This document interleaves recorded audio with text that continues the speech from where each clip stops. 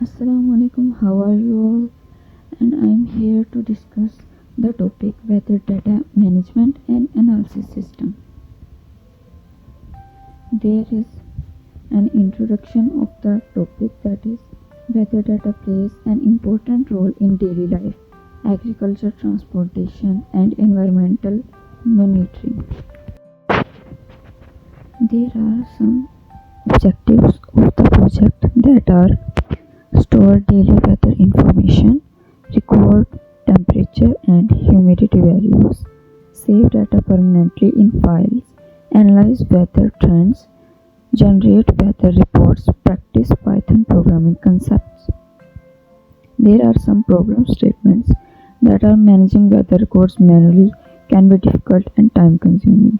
इसका मतलब है कि जो के रिकॉर्ड्स होते हैं उनको मैनेज करना बहुत ही ज़्यादा एक मुश्किल और टाइम कंज्यूमिंग जो है ना टास्क होता है, लेकिन जो सिस्टम है वो प्रोवाइड करता है easy data storage, fast data retrieval, automatic calculation, better weather analysis.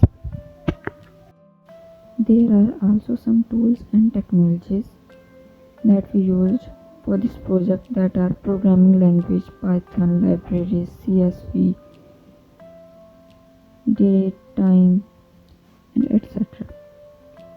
There are also some system features, and main features are add weather records, view stored records, save data to file, load existing data, analysis temperature, analyze humidity, generate reports. And the next point is data structures used. Variable वो है जिसमें humidity और temperature की जो है हम values को store करते हैं। लिस्ट में हम मल्टीपल वेदर रिकॉर्ड्स को स्टोर करते हैं और डिक्शनरीज में हम जो वेदर की इंफॉर्मेशन होती है उसको स्टोर करते हैं। नेक्स्ट एक प्रोग्राम है हमारे पास जो कि है एक जो है वो डिक्शनरी है जिसमें हमने डेट लिख दिया है, टेम्परेचर लिख दिया है और ह्यूमिडिटी लिख दिया है कौन सी कितनी है। ये एक डिक्शनरी बन गई है। Next point is object oriented programming. इसमें है वेदर रिकॉर्ड क्लास जिसके एट्रीब्यूट्स आ जाएंगे डेट, टेम्परेचर एंड ह्यूमिडिटी, और जबकि इसके बेनिफिट्स होंगे better organisation, code reusability, easy maintenance. अब इसमें फंक्शंस कौन से यूज होंगे? Add record, save data, load data, analyse data, display records.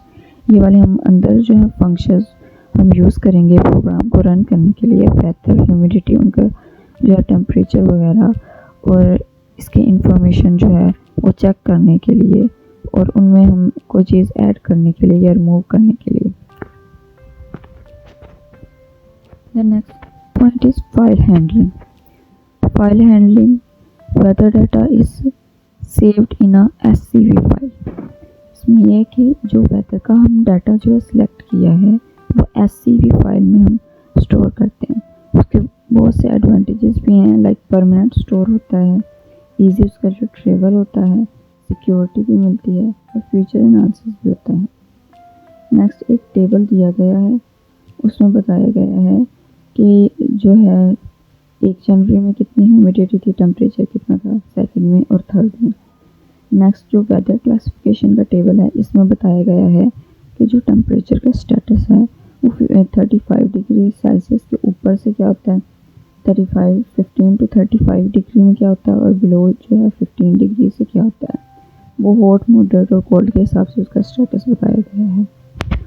आगे हमारे पास एक सैम्पल डाटा सेट है, उसमें भी यही बताया गया है कि 1 जनवरी, 2 जनवरी, 3 जनवरी इन सब में जो टेम्परेचर क्या है और ह्यूमिडिटी जो है उसकी क्या कंडीशन है।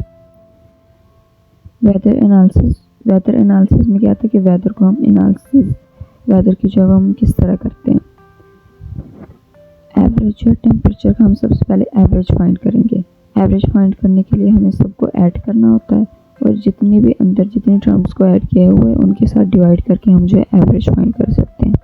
वो हमने ऐड किया 30 + 32 + 28 + 35 + 31, इनको हमने ऐड किया है और एंड पे हमने जो है +5 किया तो हमारे पास इक्वल टू आ गया 31.2 डिग्री सेल्सियस।